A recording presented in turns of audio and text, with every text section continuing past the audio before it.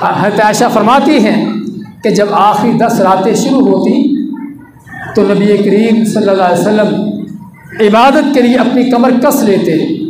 हालांकि पहले भी इबादत कर रहे होते थे, उसमें कोई कमी ना होती थी, लेकिन और मज़ीद अपने आप को और तैयार कर लेते, इबादत के लिए कमर कस लेते और सारी रात अल्लाह की बारगाह में इबादत करते हुए गुजारते।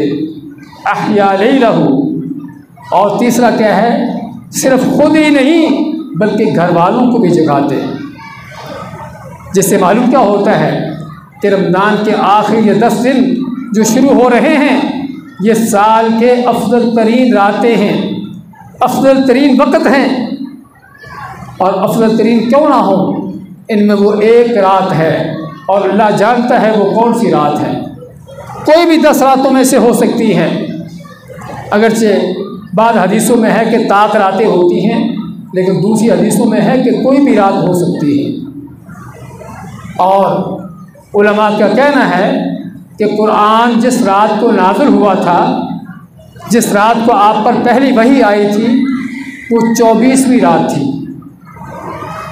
24वीं रात, 24वीं रात ताक रात होती है, क्या ख्याल है? 24वीं रात ताक रात नहीं है।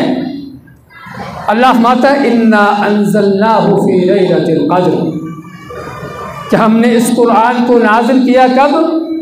लैलतुल क़द्र में। इसका माना क्या हुआ कि 24वीं रात उस साल लैलतुल क़द्र की थी।